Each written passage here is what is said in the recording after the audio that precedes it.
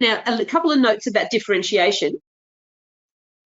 This is a 5-year ability gap, says ACARA. Some researchers and things say 3-year gap, so there's like a 1.5-year ability gap each end. So if you've got a year one's not a good example. Year 3, they could be at prep year 1, or they could be up into year 4, 5. I don't know that it's 2.5 years either side in mathematics, particularly. Maybe reading, writing, speaking things, I'm not sure. But there's also things to consider with children in classrooms, that there's not just ability differences, but there's socioeconomic status, where they physically are. I work with some very remote schools, and the photo that's on the very front slide of this is an Indigenous community in the middle of South Australia. They are very different than the kids in the school I'm in Townsville today. There's gender differences, ethnicity differences, and even within a socioeconomic group or a geography group, there's going to be differences within those differences. So, and it's not just achievement that we need to think about. There's different aspirations and their different resiliences and their mindsets and confidences and stuff.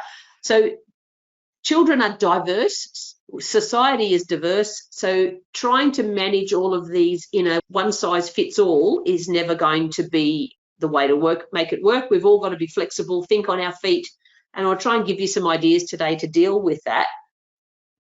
Something else that I talk about, challenge is good. Peter Sullivan and Mike Askew. So children will accept challenge, and I saw it today. Children that the teachers will tell me, oh, but they're not very good at.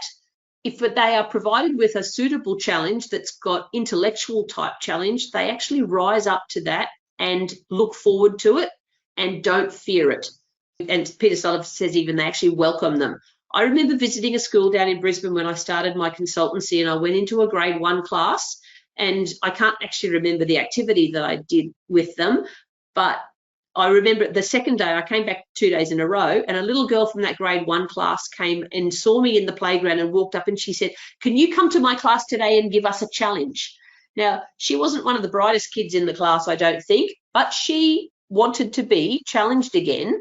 Sometimes in classrooms, there's not enough challenge, and part of that discussion and thank you for the comments at the beginning about the kids that are getting bored, sometimes it's because they're actually not challenged enough. And I'm not just talking about the high achievers, the low achievers also need to be challenged. How are you going to learn if you're not so challenge is good and connects with persistence. Often it's called productive struggle. I think that's the next slide.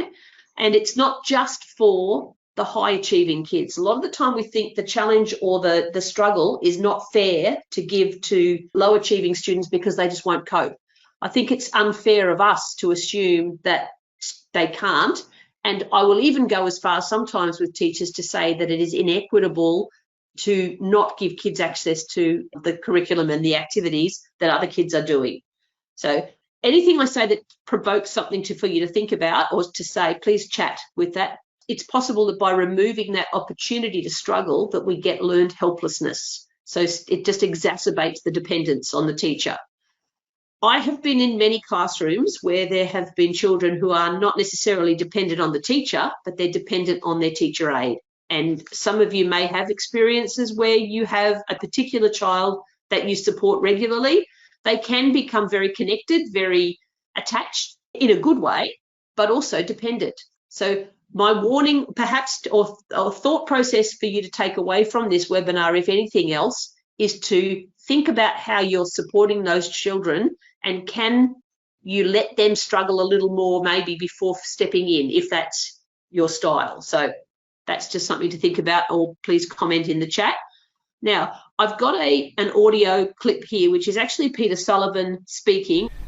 This slide emphasises that challenge is not just for high-achieving students.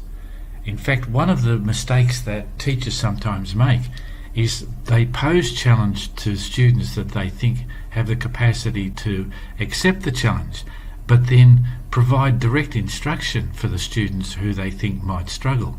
In fact, all students benefit by challenge. What the students who sometimes experience difficulty in learning mathematics need is not to be told, but more time. And so creating time in the lesson to allow students to struggle, to give them strategies to struggle, and to ensure that they understand the importance of persistence. These are the things that engage all students. And I see that every time I go into classroom and provide a situation that is challenging, the kids, I see that persistence, and they're children that I don't know. So I really value that. If that's the message to take away from this, please do.